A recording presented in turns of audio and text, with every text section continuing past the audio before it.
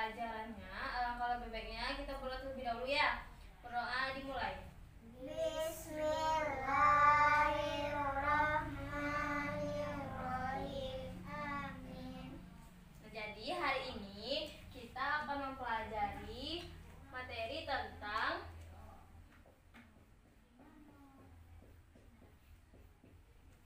faktor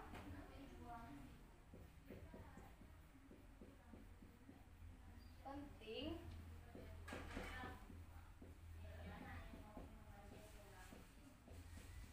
penyebab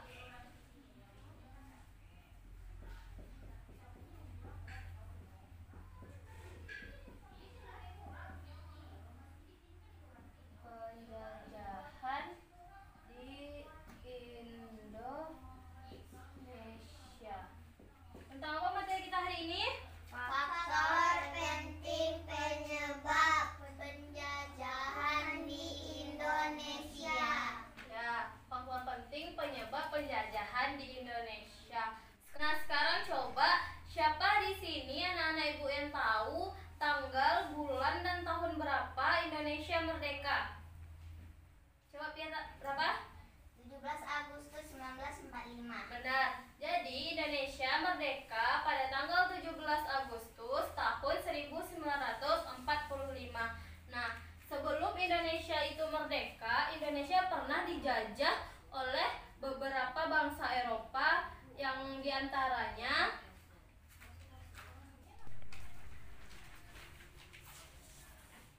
ini bendera negara apa? Portugis. Nah ya, pada tahun 1511 di mana pertama kali kapal Portugis singgah di Malaka. Ini bendera negara apa?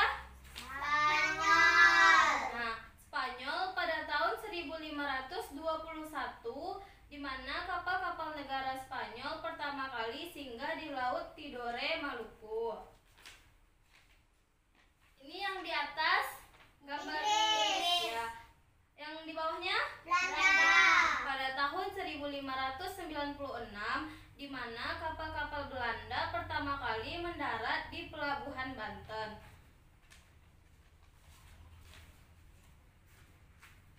Nah, kira-kira apa sih faktor yang menyebabkan bangsa Eropa itu ingin menjajah bangsa Indonesia? Jadi sekarang kita akan membahas faktornya, ada dua. Yang pertama yaitu faktor eksternal. Faktor apa? Eksternal. Nah, jadi faktor eksternal ini terbagi atas 5. Yang pertama yaitu berkembangnya kembali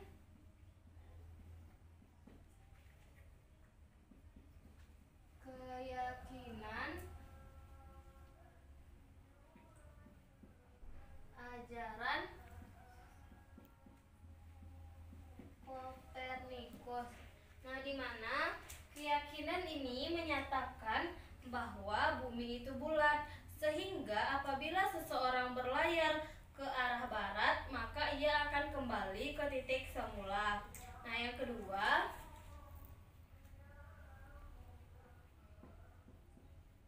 yaitu berlangsungnya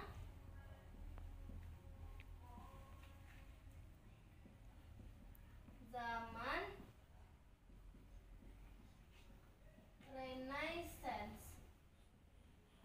Nah, pada abad pertengahan, pemikiran penduduk dunia barat masih didominasi oleh gereja. Jadi, apabila orang-orang tidak mengikuti aturan dari gereja, maka orang-orang itu akan ditindak atau dihukum.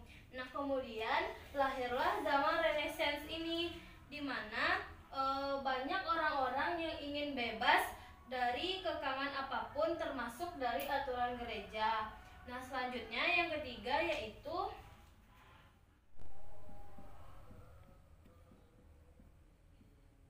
berkembangnya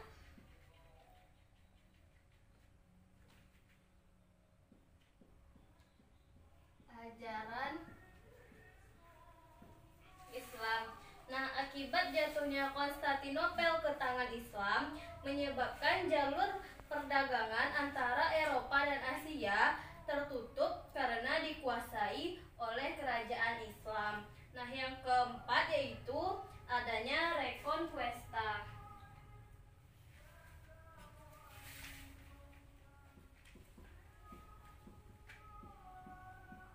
Adanya Reconquista atau semangat perang salib, yaitu semangat dalam menaklukkan bangsa yang telah sebelumnya mengalahkan mereka, yaitu orang Islam. Nah, yang kelima yaitu ambisi untuk menemukan wilayah baru.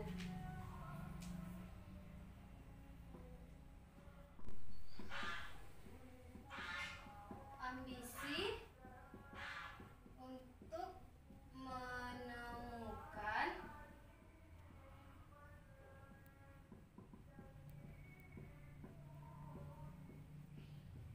wilayah baru. Nah, dalam rangka mengembang tugas mencari kekayaan atau biasa disebut dengan goal, yang kedua kejayaan atau disebut dengan glory, dan menyebarkan agama Nasrani atau biasa disebut dengan gospel. Yang keenam yaitu adanya perjanjian Tordesillas.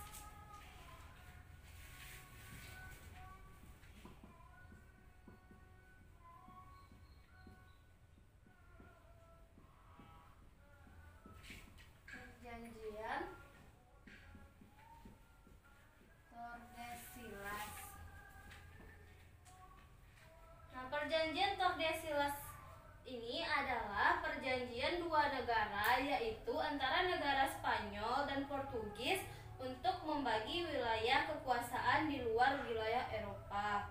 Nah, itulah kelima faktor eksternal dari faktor penyebab penjajahan di Indonesia. Selanjutnya kita masuk ke faktor internal.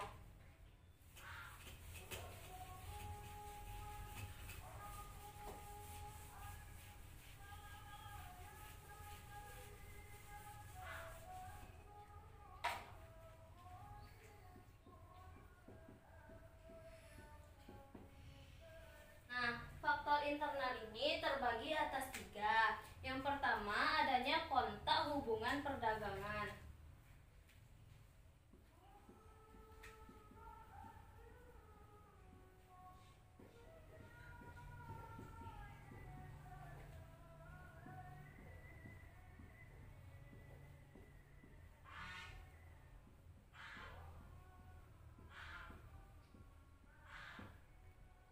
Apa yang pertama? Adanya kontak hubungan perdagangan.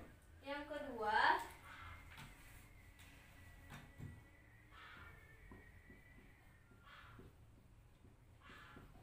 Nusantara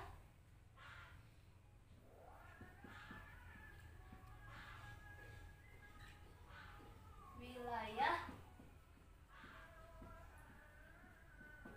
penghasil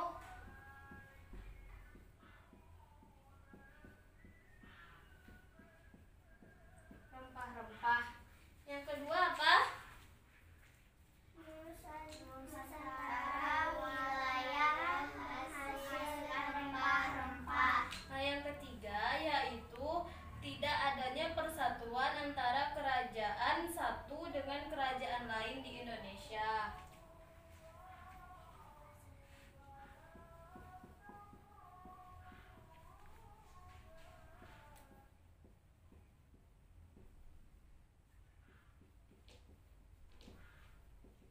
Tidak adanya persatuan antara kerajaan satu dengan kerajaan lainnya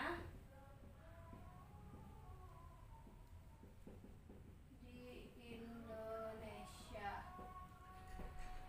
Apa yang ketiga? Tidak adanya persatuan antara kerajaan satu dengan kerajaan lainnya di Indonesia. Nah, ya, ini merupakan dan faktor internal dari penyebab penjajahan di Indonesia. Selanjutnya, kita masuk ke upaya bangsa Indonesia dalam mempertahankan kedaulatannya.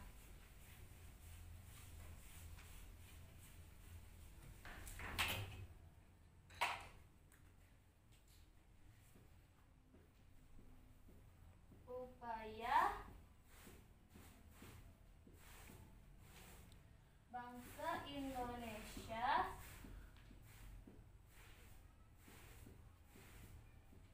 dalam